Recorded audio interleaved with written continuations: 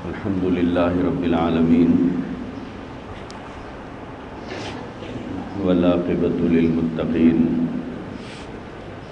والصلاة والسلام علی سید الانبیاء والمرسلین وعلی آلہ واصحابہ اجمعین، اما بعد۔ قال النبی صلی اللہ تعالی علیہ وسلم: لا تجتمع امتی علی الضلالہ، او کما قال علیہ الصلاۃ والسلام۔ وقال النبی صلی اللہ علیہ وسلم: لو كنت متخذا خلیلا غیر ربی لاتخذت ابا بکر۔ وقال النبی صلی اللہ علیہ وسلم: لو كان بعدی نبی لکان عمر۔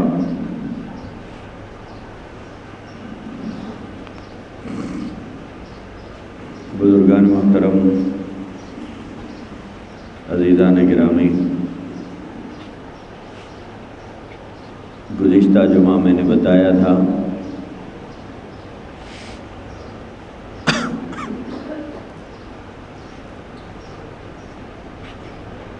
کہ شیعہ حضرات کی نظر میں حضرات صحابہ کرام رضوان اللہ تعالی علیہم اجمعین کی حیثیت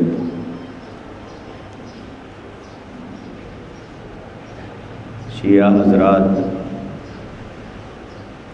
حضرات صحابہ کرام رضوان اللہ تعالی علیہم اجمعین کے بارے میں کیا عقیدہ رکھتے ہیں، اور کس طرح کی باتیں حضرات صحابہ کرام رضوان اللہ تعالی علیہم اجمعین کے بارے میں ان کے درمیان مشہور ہے۔ سب سے پہلے ہم لوگ اسلامی موقف کیا ہے حضرات صحابہ کے بارے میں، یعنی تمام دنیا کے سنی مسلمان حضرات صحابہ کرام رضوان اللہ تعالی علیہم اجمعین کے بارے میں کیا عقیدہ رکھتے ہیں۔ اس کے بعد پھر ہم سمجھیں کہ شیعوں کا کیا عقیدہ ہے۔ سب سے پہلی بات حضرات صحابہ کے بارے میں یہ سمجھنے کی ہے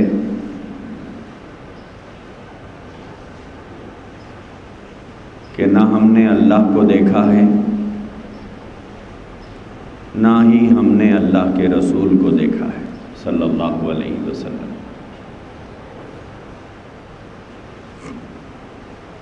نہ ہم نے اللہ کا دیدار کیا ہے، نہ ہم نے نبی سے ملاقات کی ہے۔ اللہ کے بارے میں اللہ کا تعارف کرانے والے، اللہ کی پہچان کرانے والے سیدنا محمد رسول اللہ صلی اللہ علیہ وآلہ وسلم ہیں کہ آپ نے انسانیت کو اللہ کا تعارف کرایا، اللہ کی پہچان کرائی، اللہ کے وجود کے بارے میں بتایا کہ اللہ ایک ہے۔ لیکن ہم نے اللہ کے نبی کو دیکھا نہیں ہے۔ اللہ کے بارے میں ساری باتیں ہم نے اپنے کانوں سے براہ راست نبی کی زبان مبارک سے نہیں سنا ہے، لیکن جن لوگوں نے نبی پاک علیہ الصلاۃ والسلام کو دیکھا ہے، جن لوگوں نے نبی پاک علیہ الصلاۃ والسلام کی زبان مقدس سے اللہ کے سلسلے میں باتیں سنی ہیں، ان کو ہم حضرات صحابہ کرام رضوان اللہ تعالی علیہم اجمعین کہتے ہیں۔ اللہ کا تعارف حضور نے صحابہ کو کرایا، اور صحابہ کرام نے اللہ کا اور نبی کا تعارف ہم سے کرایا کہ ہم نے نبی کی باتیں حضرات صحابہ کرام کے ذریعے سے لی ہیں، اللہ کے سلسلے کی ساری معلومات حضرات صحابہ کرام کے ذریعے سے ہمیں ملی ہیں۔ نبی پاک صلی اللہ علیہ وآلہ وسلم کی ذات اقدس کے متعلق جتنی معلومات ہمیں ہوئی ہیں وہ حضرات صحابہ کے ذریعے سے ہوئی ہیں۔ قرآن مجید کے سلسلے میں جتنی چیزیں ہمارے پاس موجود ہیں وہ تمام کی تمام ہمیں حضرات صحابہ سے ملی ہیں۔ 3 چیزیں سب سے بنیادی ہیں، ایک اللہ کی ذات عالی، دوسری نبی پاک علیہ الصلاۃ والسلام کی مقدس ذات، تیسری چیز ہے قرآن مجید۔ نہ ہم نے اللہ کو دیکھا ہے، نہ ہم نے اللہ کے نبی کو دیکھا ہے، نہ قرآن مجید کے اترنے کے زمانے میں ہم موجود تھے، لیکن یہ تینوں چیزیں ہمیں ملی ہیں تو حضرات صحابہ کے ذریعے سے ملی ہیں۔ تو اب حضرات صحابہ اکرام واسطہ ہیں اللہ، رسول اور ہمارے درمیان میں، اور واسطہ جتنا قابل اعتماد ہوتا ہے تو اس واسطے سے ملنے والی باتیں اتنی ہی قابل اعتماد ہوتی ہیں۔ جیسے کوئی بات بہت اعتماد کے لائق آدمی سناتا ہے تو ہم اتنا ہی اعتبار کرتے ہیں اس کی بات پر کہ صاحب اس بات کو ہم غلط نہیں سمجھتے، اس لیے کہ بہت قابل اعتبار آدمی کی سنائی ہوئی ہے، کہ ہم ان کے بارے میں شک نہیں کر سکتے کہ انہوں نے کوئی غلط بات کہی ہو یا ان کی جانب سے سنائی جاتی ہو۔ اور جب کوئی ایسا ویسا آدمی کوئی بات کہتا ہے تو سب سے پہلے ہمیں یقین ہی نہیں آتا، کیونکہ یہ آدمی ایسی ہی بات کہہ دیتا ہے۔ تو حضرات صحابہ کرام رضوان اللہ تعالی علیہم اجمعین کا جو گروہ ہے، پورے کا پورا گروہ، پورے کے پورے صحابہ، ان کے عادل، منصف، بااخلاق، دیانتدار،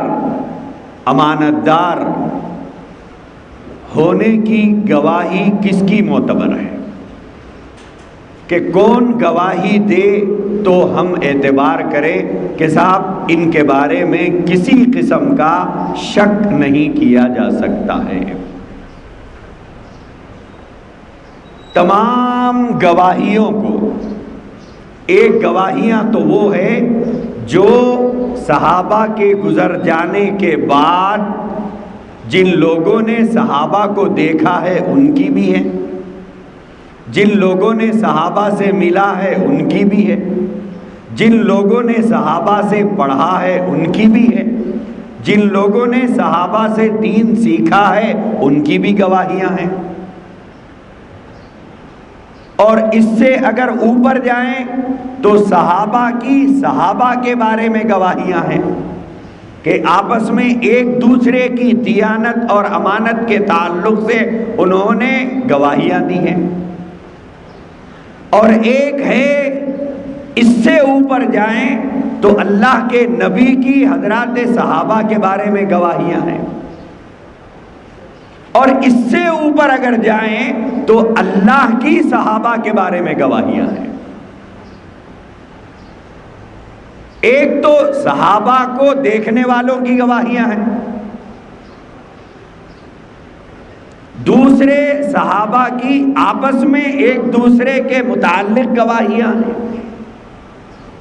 تیسرے صحابہ کی دیانت اور امانت کے سلسلے میں اللہ کے نبی کی گواہیاں ہیں، چوتھے انسانیت کو پیدا کرنے والے خالق و مالک کی گواہیاں ہیں۔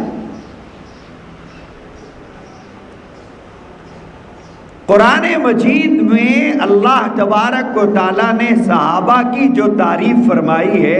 وہ ساری تعریفیں اس وقت میں بیان کرنا نہیں چاہتا، کیونکہ میرا موضوع دوسرا ہے۔ میں ایک دو تین باتیں صحابہ کے مقام کو سمجھنے کے لیے جو ضروری ہے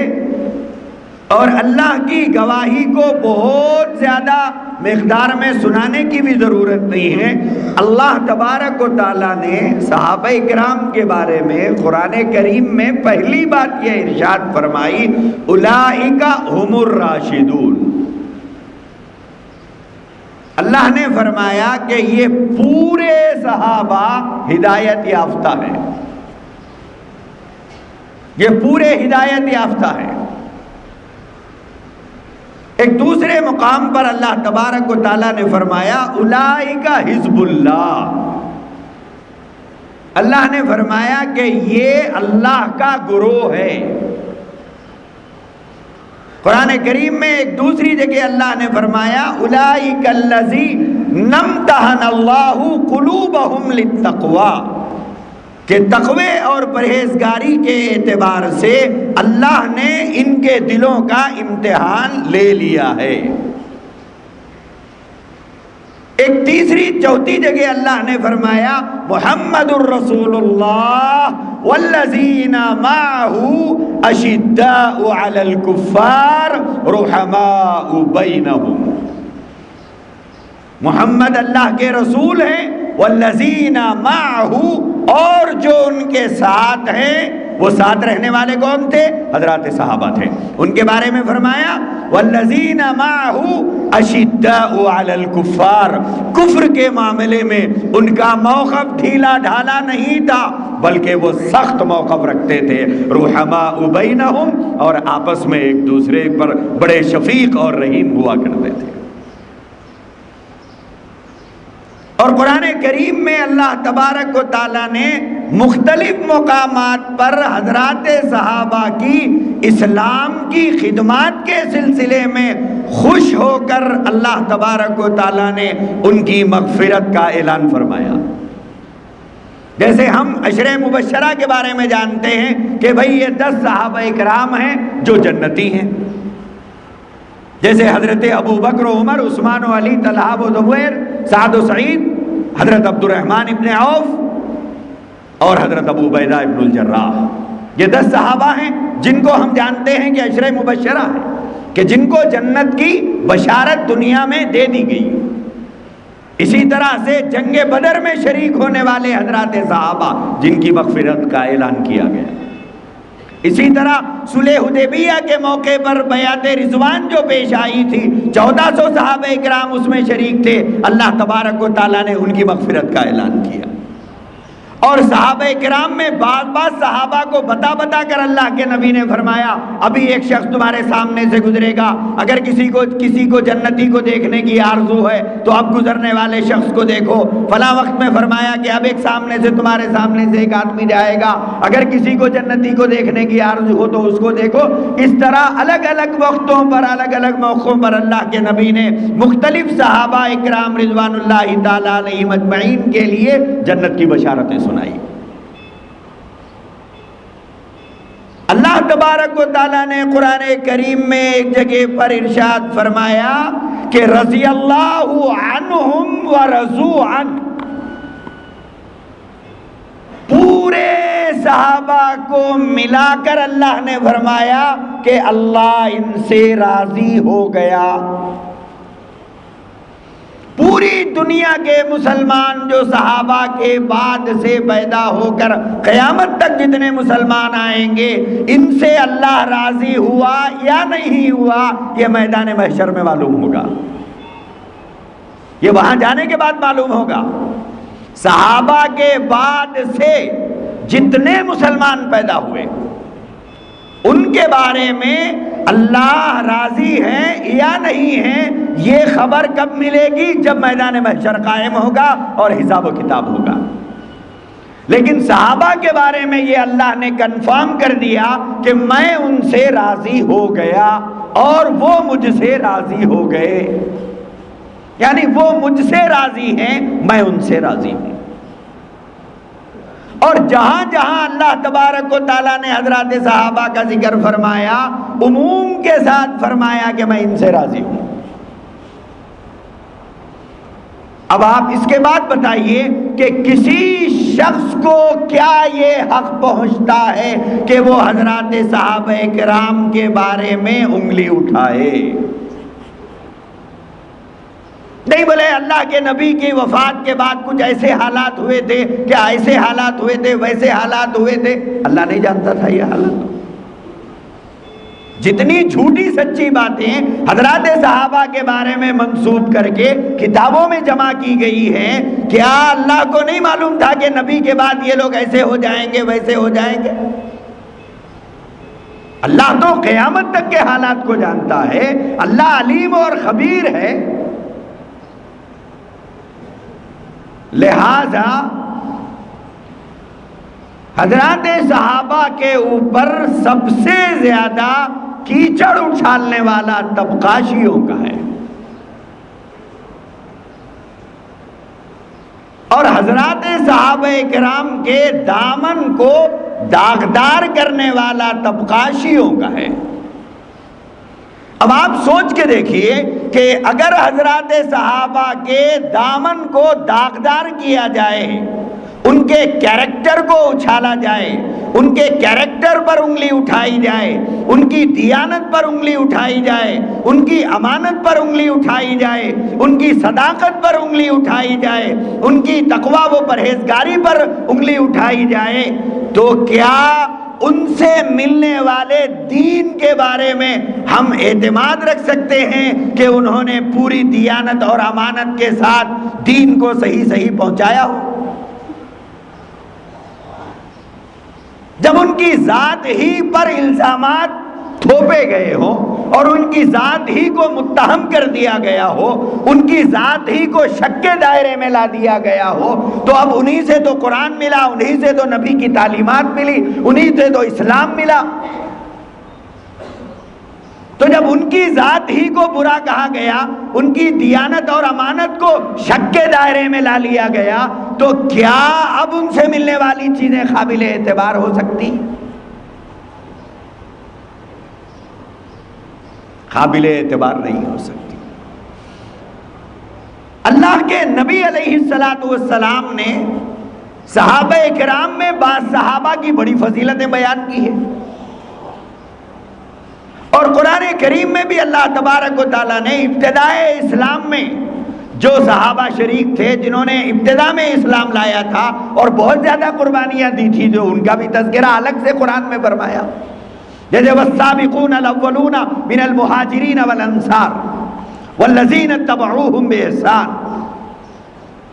ان کا مقام الگ ہے۔ تو اللہ کے نبی نے صحابہ کے بعض مراتب کا ذکر کیا، جیسے اللہ کے نبی نے حضرت ابو بکر صدیق رضی اللہ عنہ کے بارے میں فرمایا کہ جن لوگوں نے میرے اوپر احسان کیا تھا، اللہ کے نبی نے فرمایا کہ میں نے ان سب کا احسان ادا کر دیا، لیکن حضور نے حضرت ابو بکر کے بارے میں فرمایا کہ ابو بکر کے میرے اوپر اتنے احسانات ہیں کہ ابو بکر کے احسانات کا بدلہ اللہ ادا کرے گا۔ آپ سوچئے، امام الانبیاء، سید الانبیاء کی زبان اقدس کی یہ گواہی ہے کہ میں نے سب کا بدلہ ادا کر دیا، لیکن ابو بکر کے احسانات کا بدلہ اللہ ادا کرے گا، ابو بکر کے احسانات کا بدلہ مجھ سے ادا نہیں ہو پایا۔ اور اللہ کے نبی نے فرمایا لو کنت متخذا خلیلا غیر ربی لاتخذت ابا بکر، کہ اللہ کے علاوہ اگر میرا کوئی دوست ہوتا تو میں ابو بکر کو دوست بناتا۔ اللہ کے نبی نے حضرت عمر فاروق رضی اللہ عنہ کے بارے میں فرمایا لو کان بعدی نبی لکان عمر، اگر اللہ میرے بعد دنیا میں کسی کو نبی بنا کر بھیجتا تو عمر ابن الخطاب کو نبی بناتا۔ اپنے صحابہ کی تعریفیں اللہ کے نبی نے فرمائی، لیکن شیعوں کو سب سے زیادہ عداوت، سب سے زیادہ بغض، سب سے زیادہ عناد، سب سے زیادہ دشمنی اگر کسی سے ہے تو وہ حضرت ابو بکر و عمر رضی اللہ عنہما سے ہے۔ شیعوں کا فرقہ اثنا عشریہ کا طبقہ حضرات صحابہ میں سے سیدنا ابو بکر و عمر رضی اللہ عنہ کے بدترین اور خلیص ترین دشمن ہیں۔ انہوں نے حضرت عمر فاروق اور حضرت ابو بکر صدیق رضی اللہ عنہ کے بارے میں اپنی کتابوں میں جو کچھ لکھا ہے ان سب کو تو بیان نہیں کیا جا سکتا، کیونکہ لگ بھگ 1200 سال کی تاریخ ان کی غلاظتوں سے بھری ہوئی ہے۔ شیعوں کی صحابہ دشمنی سے پوری تاریخ بھری پڑی ہوئی ہے، لیکن کچھ موٹی موٹی چیزیں ہمارے سنی احباب کو معلوم ہونا چاہیے جو شیعوں سے تعلقات رکھتے ہیں، ان سے دوستیاں کرتے ہیں، ان کے تقریبوں میں شریک ہوتے ہیں، ان کے گھروں میں آنا جانا ہوتا ہے۔ آج وہ فیصلہ کرے کہ تمہیں ابو بکر و عمر عزیز ہے یا تمہاری دوستیاں عزیز ہے۔ آج تم فیصلہ کرو کہ تمہیں ابو بکر و عمر عزیز ہے یا تمہارا پڑوسی عزیز ہے۔ آج تم فیصلہ کرو نبی کے یہ دو عزیز ترین صحابہ آپ کو عزیز ہے یا تمہارے محلے کی دوستیاں، تمہارے کاروبار کے تعلقات تمہیں عزیز ہیں۔ کیا لکھا ہے حضرت سیدنا ابو بکر و عمر رضی اللہ عنہ کے بارے میں؟ آخر حضرات صحابہ میں سے ان دو صحابہ سے خصوصیت کے ساتھ اور پورے صحابہ سے عمومیت کے ساتھ شیعوں کی دشمنی کی اصل وجہ کیا ہے؟ شیعوں کا کہنا یہ ہے کہ حضرت محمد رسول اللہ صلی اللہ علیہ وسلم کے بعد خلافت کے حقدار حضرت علی رضی اللہ عنہ تھے، اور حضرت علی کے بعد جیسے کہ میں نے بتایا حضرت حسن تھے، حضرت حسن کے بعد حضرت حسین تھے، حضرت حسین کے بعد ان کی اولاد تھی، اور قیامت تک کے لیے دنیا پر امامت اور حکومت کا حق صرف یہ 12 افراد کو تھا۔ یعنی حضرت علی سے لے کر قیامت قائم ہونے تک یہی 12 افراد دنیا پر امامت اور حکومت کرنے کے حقدار تھے۔ ان کے علاوہ جو بھی حکومت کرے گا وہ ظالم ہوگا، وہ غاصب ہوگا، وہ طاغوت ہوگا۔ انہوں نے یہ جملے لکھے۔ انہوں نے ایک واقعہ گھڑا ہے، وہ واقعہ یہ گھڑا ہے کہ اللہ کے نبی نے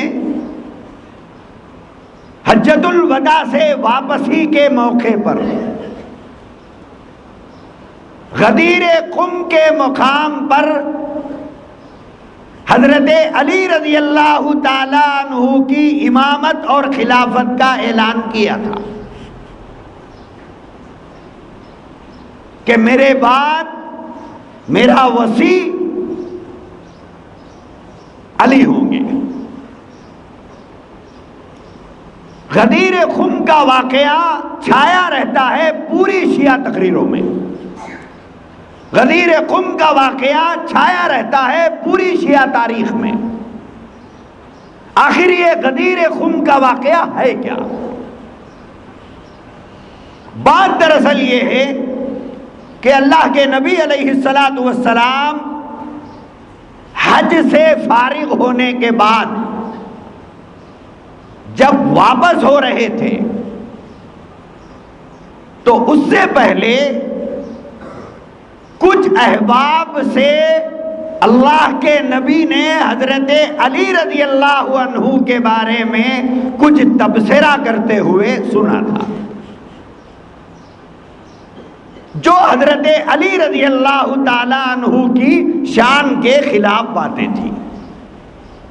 وہ اللہ کے نبی کے کانوں تک پہنچی تھی۔ وہ کیا تھی؟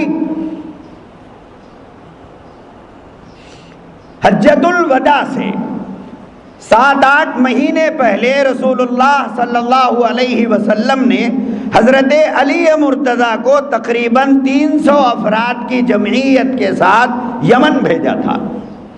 وہ حجۃ الوداع میں یمن سے آ کر ہی رسول اللہ صلی اللہ علیہ وسلم کے ساتھ ملے۔ یمن کے زمانے قیام میں ان کے بعض ساتھیوں کو ان کے بعض اقدامات سے اختلاف ہوا۔ وہ لوگ بھی حجۃ الوداع میں شرکت کے لیے ان کے ساتھ آئے۔ انہوں نے آ کر دوسرے لوگوں سے بھی حضرت علی کے ان اقدامات کے خلاف اپنی رائے کا اظہار کیا۔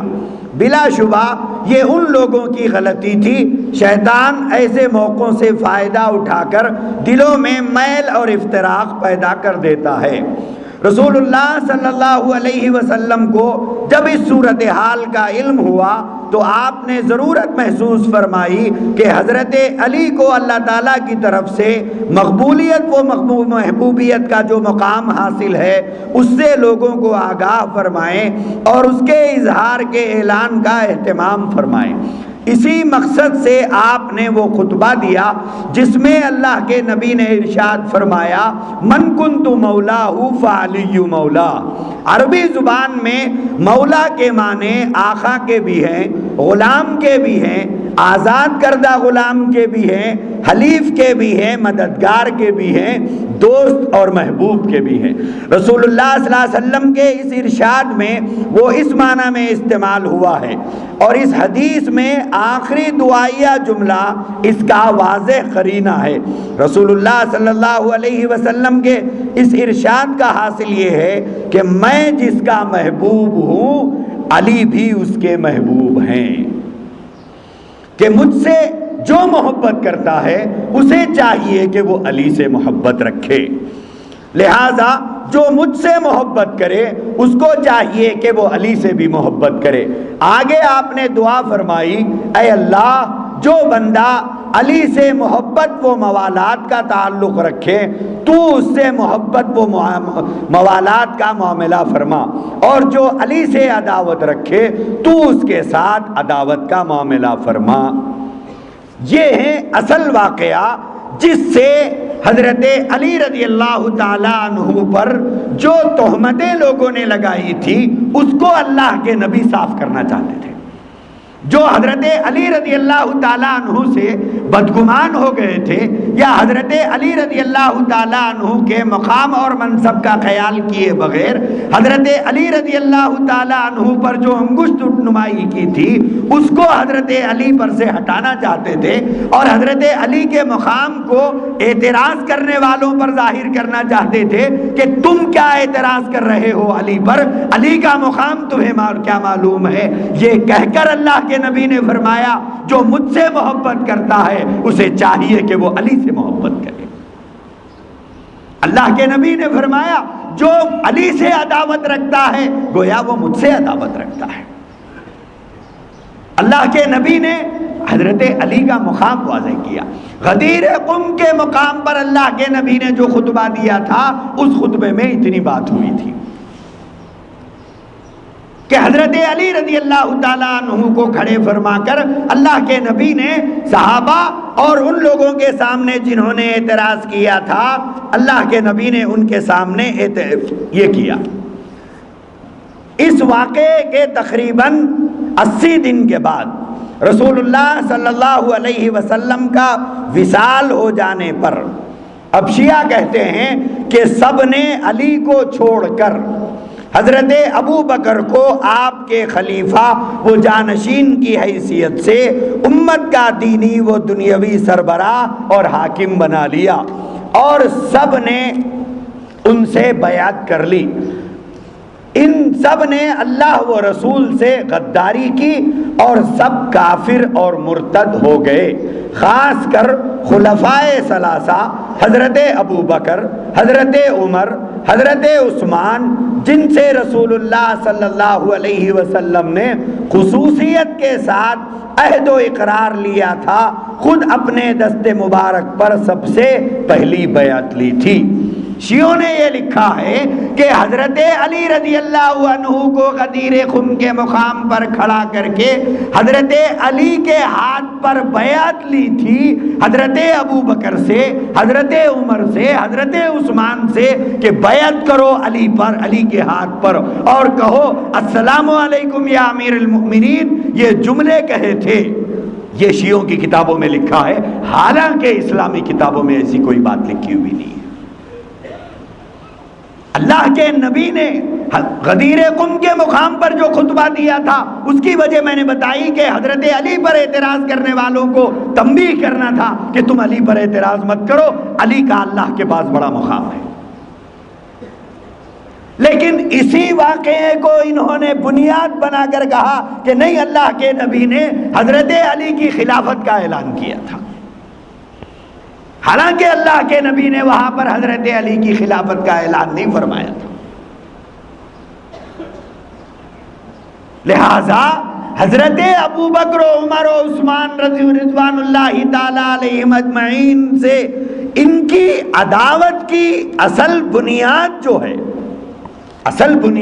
ہے وہ ہے حضرت علی کو خلافت نہ دینا،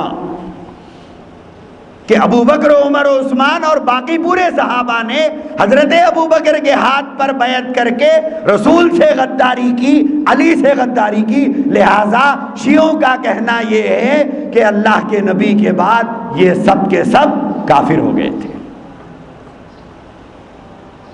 آپ کی اطلاع کے لیے عرض یہ ہے کہ شیعہ یہ کہتے ہیں کہ اللہ کے نبی کی وفات کے بعد صرف 4 صحابہ مسلمان تھے، 4 صحابہ، اور باقی پورے کے پورے صحابہ کافر اور مرتد ہو گئے تھے۔ تو 4 صحابہ کون ہیں؟ حضرت مقداد ابن الاسود، حضرت عمار ابن یاسر، حضرت سلمان فارسی، حضرت ابو ذر غفاری۔ یہ 4 صحابہ کو ہی شیعہ مسلمان مانتے ہیں، باقی پورے صحابہ بشمول حضرت ابو بکر و عثمان کو تک یہ کافر مانتے ہیں، یہ کافر مانتے ہیں۔ انہوں نے حضرت عمر فاروق رضی اللہ تعالی عنہ کے تعلق سے جو روایت کھڑی ہے، میں نے بتایا کہ وہ 12 اماموں کی طرف انہوں نے ہر روایت کو منسوب کیا کہ فلاں امام نے یہ کہا، فلاں امام نے یہ کہا، فلاں امام نے ہمارے یہ کہا، حالانکہ میں نے کہا کہ خانواد نبوت کے گھرانے کے افراد سے ہم ایسی توقع ہرگز نہیں کر سکتے۔ شیعوں نے جھوٹی روایتیں گھڑ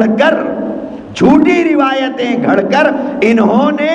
منسوب کیا کہ ہمارے امام نے یوں کہا۔ سیدنا عمر رضی اللہ عنہ کے سلسلے میں جو روایت انہوں نے گھڑی ہے، وہ روایت آپ سنیے کہ شیعہ اس کے بعد کیا ہے، آپ اندازہ لگائیے کہ یہ شیعوں کی حقیقت کیا ہے۔ ملا مجلسی یہ شیعوں کا ایک بہت ہی قابل اعتماد عالم ہے۔ معتبر سند کے حوالے سے شیعوں کے 11ویں امام حسن عسکری سے روایت کرتے ہوئے یہ کہا کہ آپ نے بیان فرمایا، ملا مجلسی کہتا ہے کہ 11ویں امام حسن عسکری نے فرمایا کہ مشہور صحابی حذیفہ ابن الیمان سے روایت ہے، صحابی کی طرف منسوب کیا۔ ملا مجلسی یہ کہتا ہے کہ ہمارے 11ویں امام نے کہا کہ ان سے صحابی نے کہا، حالانکہ یہ روایت پوری ذخیر حدیث کو آپ چھان لیں کہیں نہیں ملے گی، یہ روایت کہیں نہیں ملے گی، پوری حدیث کی کتابوں میں آپ کو کہیں یہ روایت نہیں ملے گی۔ لیکن اس روایت کو شیعوں نے پہلے منسوب کیا ان کے 11ویں امام کی طرف، اور 11ویں امام نے منسوب کیا 10ویں امام کی طرف، 10ویں امام نے منسوب کیا حضرت حذیفہ ابن الیمان کی طرف۔ کہ حضرت حذیفہ ابن الیمان رضی اللہ عنہ سے روایت ہے کہ ایک دفعہ 9 ربیع الاول کو رسول خدا کی خدمت میں حاضر ہوا تو میں نے دیکھا کہ امیر المؤمنین علی یعنی حضور کے ساتھ رسول خدا کی خدمت میں حاضر ہوا تو میں نے دیکھا کہ امیر المؤمنین علی مرتضیٰ اور امام حسن اور امام حسین بھی ہیں اور سب کھانا تناول فرما رہے ہیں اور حضور بہت خوش ہیں اور تبسم فرما رہے ہیں یعنی مسکرا رہے ہیں اور صاحبزادگان حسن و حسین سے کہہ رہے ہیں کہ بیٹا آج وہ دن ہے جس دن اللہ تعالیٰ تمہارے دشمن اور تمہارے نانا کے دشمن کو ہلاک کرے گا اور تمہاری اماں جان فاطمہ الزہرا کی بد دعا قبول فرمائے گا، کھاؤ بیٹا کھاؤ۔ آج وہ دن ہے کہ خدا تمہارے شیعوں اور محبوں کے اعمال کو قبول کرے گا اور کھاؤ بیٹا کھاؤ۔ آج کی تاریخ وہ ہے جس میں تمہارے نانا کے دشمن اور تمہارے دشمن کی شوکت ٹوٹ پھوٹ کر خاک میں مل جائے گی، کھاؤ بیٹا کھاؤ۔ آج وہ دن ہے کہ اس میں میرے اہل بیت کا فرعون، یہ جملہ یاد رکھیے، میرے اہل بیت کا فرعون اور ان پر ظلم و ستم کرنے والا اور ان کا حق غصب کرنے والا ہلاک ہوگا۔ حذیفہ کہتے ہیں کہ میں نے عرض کیا یا رسول اللہ، کیا آپ کی امت میں کوئی ایسا بدبخت ہوگا جو ایسی حرکتیں کرے گا؟ حضرت صلی اللہ علیہ وسلم نے فرمایا، اے حذیفہ، منافقوں میں سے ایک بت ہوگا جو منافقوں کا سرگروہ ہوگا۔ وہاں فرعون کہا، یہاں منافق کہا۔ وہ ظلم و ستم کا کوڑا اپنے ہاتھ میں رکھے گا اور لوگوں کو حق کے راستے سے روکے گا اور کتاب اللہ میں تحریف کرے گا یعنی بدل ڈالے گا اور میری سنت اور میرے طریقے کو بدل ڈالے گا اور میرے وصی علی ابن ابی طالب پر زیادتی کرے گا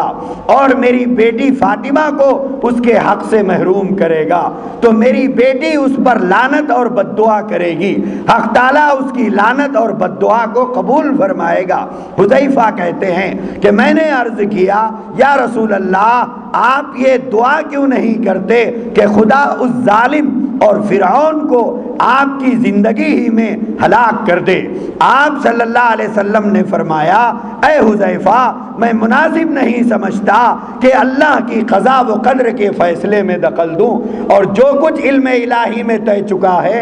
ہو چکا ہے اس میں تبدیلی کی درخواست کروں، لیکن میں نے اللہ تعالیٰ سے درخواست کی ہے کہ جس دن وہ ظالم، وہ فرعون واصل جہنم ہو، اس دن کو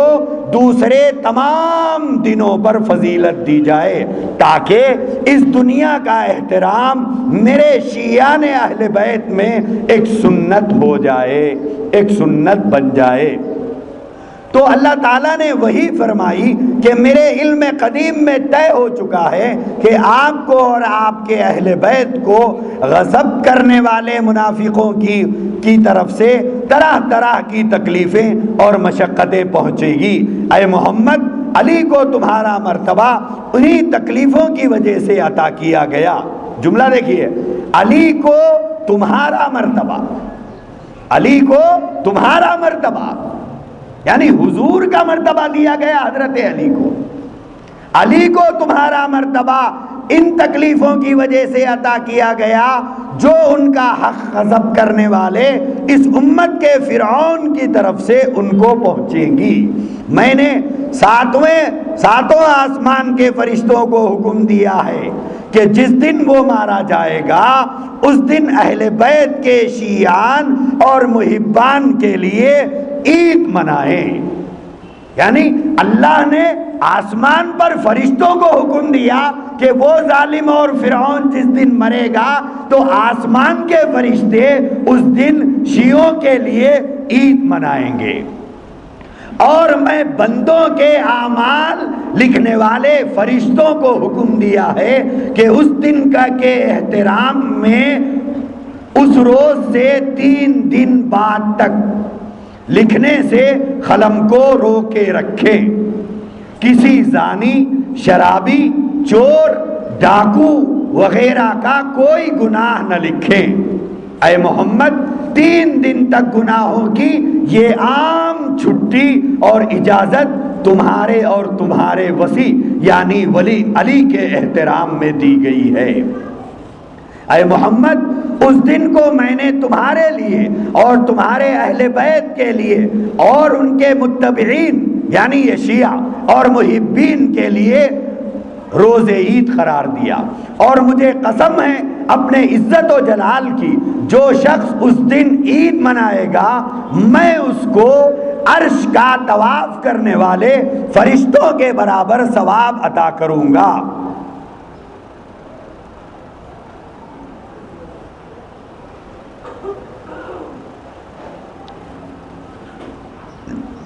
اور اس کے عزیز و خرابت داروں کے بارے میں اس کی شفاعت کو قبول کروں گا، اور اگر اس دن خود اپنے اوپر اور اپنے اہل و عیال پر ہاتھ کھول کر خرچ کرے گا تو میں اس کے مال و دولت میں اضافہ کروں گا، اور ہر سال اس دن کے آنے پر تمہارے شیعوں میں سے ہزار کو آتش جہنم سے آزادی دوں گا، ان کے اعمال قبول کروں گا اور ان کے گناہ بخش دوں گا۔ یہ ایک روایت گھڑی ہے، اس میں کہیں نام نہیں ہے کہ وہ ظالم کون ہے، وہ ظالم کون ہے کہیں نام نہیں ہے، وہ فرعون کون ہے جس کے مرنے کے دن کی اتنی بڑی فضیلت ہے شیعوں کے نزدیک کہ اس دن اللہ تعالیٰ فرشتوں کو کہے گا کہ تم آسمان پہ عید مناؤ، اللہ تعالیٰ عرش کا طواف کرنے والے فرشتوں کو جو ثواب دے گا اس سے زیادہ ثواب اس دن عید منانے والوں کو دے گا، یعنی 9 ربیع الاول کو، اور اللہ تعالیٰ بخشے گا، اور اس دن جو کھل کے خرچ کرے گا اللہ تعالیٰ اس کے مال میں برکت عطا فرمائے گا۔ آخر وہ ظالم، وہ جابر، وہ فرعون کون ہے؟ آخر کس کے بارے میں یہ روایت گھڑی ہے؟ حضرت حذیفہ ابن الیمان کی طرف منسوب کر کے جو روایت شیعوں نے گھڑی ہے، آخر وہ شخص کون ہے جس کا نام تک اللہ کے نبی نے نہیں لیا، جبکہ اللہ کے نبی کی طرف یہ جھوٹی حدیث گھڑی گئی ہے۔ حذیفہ کہتے ہیں کہ رسول اللہ صلی اللہ علیہ وآلہ وسلم یہ سب کچھ فرما کر اٹھ گئے اور ام سلمہ کے گھر گئے، اور مجھے حضرت صلی اللہ علیہ وسلم سے یہ باتیں سن کر عمر کے کفر کے بارے میں یقین ہو گیا۔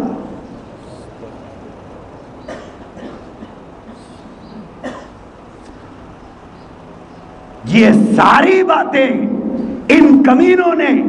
حضرت سیدنا عمر ابن الخطاب رضی اللہ عنہ کی طرف منسوب کی ہے۔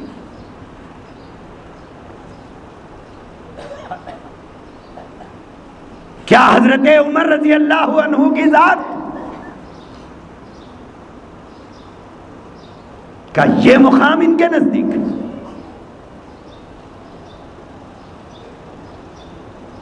سیدنا عمر ابن الخطاب کے بارے میں یہ باتیں کہی گئی ہیں۔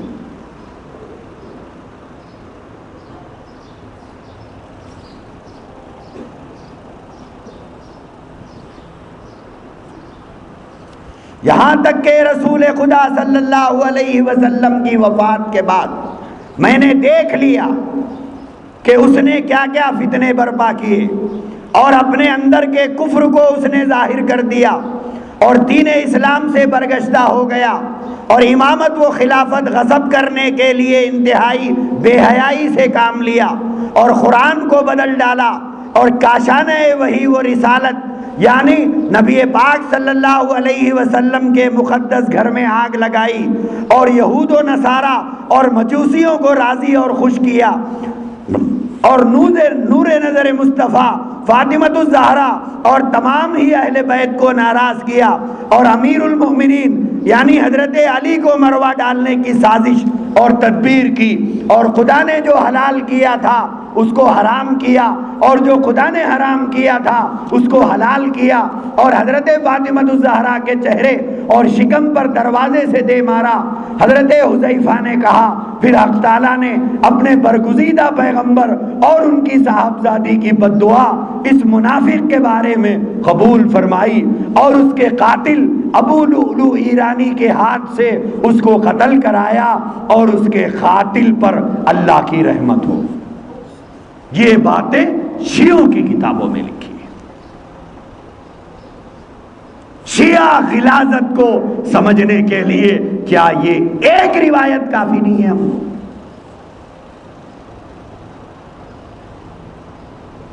کیسا ایک مسلمان کا ہاتھ بڑھتا ہے کسی شیعہ سے مصافحے کے لیے، کیسے بڑھتا ہے؟ کیا ہماری دینی غیرت، ہماری دینی حمیت مردہ ہو گئی؟ کیسے ہم یہ گوارا کریں گے؟ میرے عزیز بھائیوں، اس سے بھی گھٹیا قسم کی روایت، اس سے بھی گھٹیا قسم کی روایت ایک اور گھڑی گئی ہے، وہ یہ گھڑی گئی ہے کہ امام جعفر مفصل نامی ایک شخص تھا،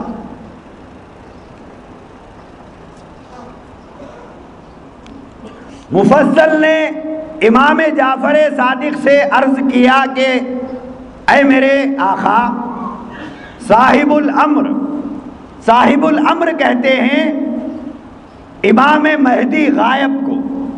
جو لوگ شروع سے اس بیانوں میں ہیں انہیں پتہ معلوم ہوگا کہ میں نے بتایا وہ 12ویں امام جو سرمن رائے کے غار میں بیٹھے ہوئے ہیں، ان کے متعلق امام جعفر صادق سے مفصل نے ایک سوال پوچھا۔ کیا پوچھا؟ مفصل نے امام جعفر صادق سے عرض کیا کہ اے میرے آقا، صاحب الامر مکہ معظمہ کے بعد دوسرے کس مقام کا رخ کریں گے؟ آپ نے فرمایا کہ ہمارے نانا رسول خدا کے شہر مدینہ جائیں گے، یعنی جب وہ غار سے باہر نکلیں گے قرب قیامت، جیسا بھی انہوں نے بیان کیا ہے،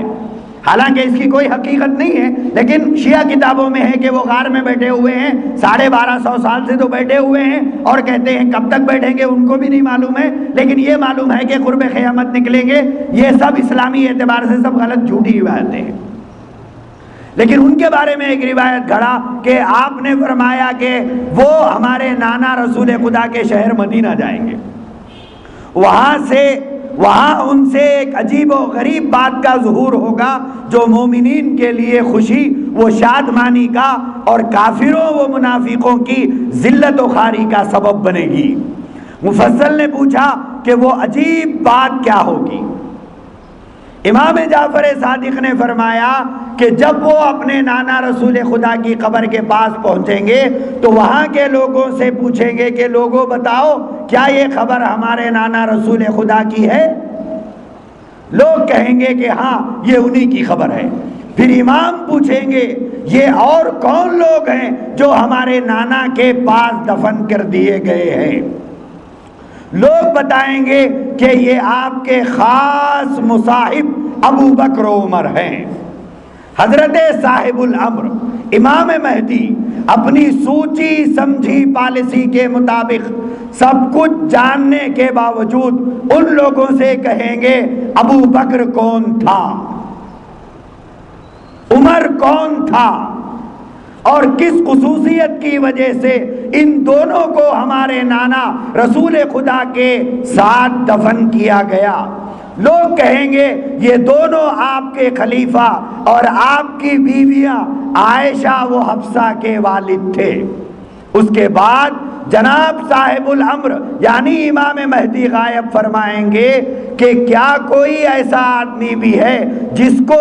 اس بارے میں شک ہو کہ یہی دونوں یہاں مدفون ہیں؟ لوگ کہیں گے کوئی آدمی ایسا نہیں ہے جس کو اس بارے میں شک و شبہ ہو، سب یقین کے ساتھ جانتے ہیں کہ رسول خدا کے پاس یہی دو بزرگ مدفون ہیں۔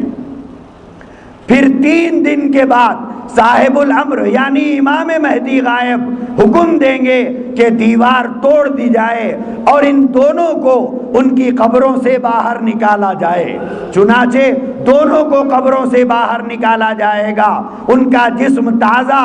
اور صوف کا وہی کفن ہوگا جس میں وہ دفن کیے گئے۔ پھر آپ حکم دیں گے کہ ان کا کفن الگ کر دیا جائے، ان کی لاشوں کو برہنہ کر دیا جائے اور بالکل سوکھے درخت پر لٹکا دیا جائے۔ اس وقت مخلوق کے امتحان و آزمائش کے لیے یہ عجیب و غریب واقعہ ظہور میں آئے گا کہ وہ سوکھا درخت جس پر لاشیں لٹکا دی جائیں گی ایک دم سرسبز و شاداب ہو جائے گا، تازہ ہری پتیاں نکل آئیں گی اور شاخیں بڑھ جائیں گی، بلند ہو جائیں گی۔ پس وہ لوگ جو ان دونوں سے محبت رکھتے تھے، ان کو مانتے تھے، کہیں گے وہ اللہ وہ کہیں گے واللہ یہ ان دونوں کی عند اللہ مقبولیت اور عظمت کی دلیل ہے کہ ان کی وجہ سے ہم نجات کے مستحق ہوں گے۔ جب سوکھے درخت کے اس طرح کے سرسبز ہو جانے کی خبر مشہور ہوگی تو جن لوگوں کے دلوں میں ان دونوں کی ذرہ برابر بھی محبت وہ عظمت ہوگی، وہ ان کو دیکھنے کے شوق میں دور دور سے مدینہ آئیں گے۔ تو جناب صاحب الامر یعنی امام مہدی کی طرف سے ایک منادی ندا لگائے گا اور اعلان کرے گا جو لوگ ان دونوں سے محبت و عقیدت رکھتے ہیں وہ ایک طرف الگ کھڑے ہو جائیں۔ اس اعلان کے بعد لوگ 2 حصوں میں بٹ جائیں گے، ایک گروہ ان دونوں سے محبت کرنے والوں کا ہوگا اور دوسرا ان پر لعنت کرنے والوں کا ہوگا۔ اس کے بعد امام مہدی ان لوگوں سے جو ان دونوں سے محبت کرنے والے ہوں گے یعنی سنیوں سے مخاطب ہو کر فرمائیں گے ان دونوں سے بیزارگی کا اظہار کرو، اور اگر ایسا نہیں کرو گے تم پر بھی خدا کا عذاب آئے گا۔ وہ لوگ جواب دیں گے جب ہم ان کو عند اللہ مقبولیت کے بارے میں پوری طرح جانتے بھی نہیں تھے، اس وقت بھی ہم ان سے بیزاری کا رویہ اختیار نہیں کیا، تو اب جب ہم ان کو ان کے مقرب اور مقبول خدا ہونے کی علامت آنکھوں سے دیکھ لی تو ہم کیسے ان سے بیزارگی کا رویہ اختیار کر سکتے ہیں، بلکہ اب ہم تم سے بیزارگی ظاہر کرتے ہیں اور ان سب لوگوں سے جو تم پر ایمان لائے اور جنہوں نے تمہارے کہنے سے ان کو قبروں سے نکال کر ان کے ساتھ توحید اور تذلیل کا معاملہ کیا،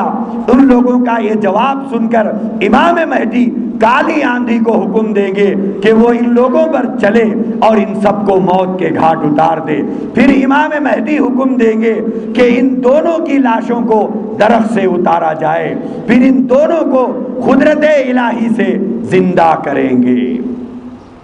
اور حکم دیں گے تمام مخلوق جمع ہو۔ پھر یہ ہوگا کہ دنیا کے آغاز سے اس کے ختم تک جو بھی ظلم اور جو بھی کفر، یہاں سے غور سے سنیے، دنیا کے آغاز سے اس کے قدم تک جو بھی ظلم اور جو بھی کفر ہوا، اس سب کا گناہ ان دونوں پر لازم کیا جائے گا اور انہی کو اس کا ذمہ دار قرار دیا جائے گا۔ سلمان فارسی کو پیٹنا، امیر المومنین اور فاطمہ الزہرا اور حسن حسین کو جلا دینے کے لیے ان کے گھروں کے دروازوں پر آگ لگانا، امام حسن کو زہر دینا، حسین اور ان کے بچے اور چچازاد بھائیوں اور ان کے ساتھیوں اور مددگاروں کو کربلا میں قتل کرنا۔ قتل ہوا ہے حضرت کربلا میں حضرت حسین کا، حضرت نبی پاک علیہ السلام کی وفات کے 50-60 سال کے بعد، حضرت ابوبکر کی وفات ہوئی ہے 2 سال کے بعد، حضرت عمر کی خلافت ہے 10 سال کی۔ اب کہتے ہیں کہ حضرت حسین کو کربلا میں قتل کرنے کا گناہ بھی ان کے سر ہوگا، اور رسول خدا کی اولاد کو قید کرنا، اور ہر زمانے میں آل محمد کا خون بہانا، اور ان کے علاوہ جو بھی ناحق خون کیا گیا اور کسی عورت کے ساتھ جہاں کہیں بھی زنا کیا گیا، اور جو سود یا جو بھی حرام مال کھایا گیا، اور جو بھی گناہ اور ظلم و ستم آل محمد کے ظہور تک یعنی امام غائب کے ظہور تک دنیا میں کیا گیا، اس سب کو ان دونوں کے سامنے گنایا جائے گا اور پوچھا جائے گا یہ سب کچھ کیا تمہاری وجہ سے نہیں ہوا تھا؟ وہ دونوں اقرار کریں گے کہ ہاں ہماری وجہ سے ہوا تھا، یعنی حضرت ابوبکر و عمر اقرار کریں گے، کیونکہ اگر رسول اللہ، آگے سنیے، اگر رسول اللہ صلی اللہ علیہ وسلم کی وفات کے بعد پہلے ہی دن خلیفہ برحق کا حق یعنی علی کا حق یہ دونوں مل کر غصب نہ کرتے تو ان گناہوں میں سے کوئی بھی گناہ دنیا میں نہیں ہوتا تھا۔ یعنی دنیا میں جو زنا ہوا، چوریاں ہوئی، قتل ہوا، بدکاریاں ہوئی، زناکاریاں ہوئی، یہ سب حضرت ابوبکر و عمر کی وجہ سے ہوئی۔ کہتے ہیں کہ اگر علی کو خلیفہ بنایا جاتا تو دنیا میں کہیں کوئی گناہ نہیں ہوتا تھا، لہذا علی کو خلیفہ نہیں بنایا گیا، اس لیے یہ سارے گناہ ہوئے ہیں، لہذا یہ سارے گناہ کا بوجھ ابوبکر و عمر کے سر پر شیعہ ڈالیں گے۔ اس کے بعد صاحب الامر حکم فرمائیں گے جو لوگ حاضر موجود ہیں وہ ان دونوں سے قصاص لے اور ان کو سزا دی جائے، یعنی بدلہ لیں۔ جو لوگ موجود ہیں ان سے امام مہدی غائب یہ کہیں گے کہ ان سے بدلہ لو۔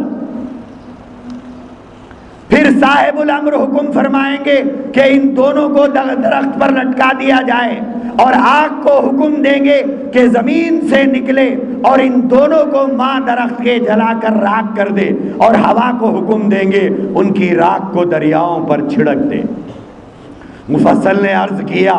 کہ اے میرے آقا، یعنی امام جعفر صادق سے عرض کیا ان لوگوں کو آخری عذاب ہوگا؟ امام جعفر صادق نے فرمایا اے مفصل ہرگز نہیں، خدا کی قسم، یعنی جو عذاب امام مہدی انہیں دیں گے درختوں پر لٹکا کر، جلا کر، ان کی راکھ کو دریاؤں میں بہا کر جو عذاب دیا گیا، مفصل نے امام جعفر صادق سے پوچھا کیا یہ ان کا آخری عذاب ہو گیا ختم، اب آگے ان کا کچھ بھی نہیں ہوگا؟ تو امام جعفر صادق اب جواب دے رہے ہیں کہ ہرگز نہیں، خدا کی قسم، سید اکبر محمد رسول اللہ اور صدیق اکبر امیر المؤمنین، صدیق اکبر امیر المؤمنین علی، ہم صدیق اکبر کسے کہتے ہیں؟ حضرت ابوبکر کو کہتے ہیں۔ اب یہ کہہ رہے ہیں کہ سید اکبر محمد الرسول اللہ اور صدیق اکبر امیر المؤمنین علی اور سیدہ فاطمہ الزہرا اور حسن مجتبی اور حسین شہید کربلا اور تمام ائمہ معصومین سب زندہ ہوں گے جو خالص مومن ہوں گے، جو خالص مومن ہوں گے، اور جو خالص کافر ہوں گے سب زندہ کیے جائیں گے، اور تمام ائمہ اور تمام مومنین کے حساب میں ان دونوں کو عذاب دیا جائے گا، یہاں تک کہ دن میں ان کو 1000 مرتبہ مار ڈالا جائے گا اور زندہ کیا جائے گا، اس کے بعد خدا جہاں چاہے گا ان کو لے جائے گا اور عذاب دیتا رہے گا۔ یہ ہے شیعیت کی غلاظت سیدنا ابو بکر و عمر رضی اللہ تعالیٰ عنہما کے بارے میں۔ آئندہ جمعہ میں باقی صحابہ اور حضور کے بیویاں یعنی ازواج مطہرات کے بارے میں شیعوں کا کیا عقیدہ ہے انشاءاللہ آئندہ جمعہ بیان کیا جائے گا۔ وآخر دعوانا الحمدللہ۔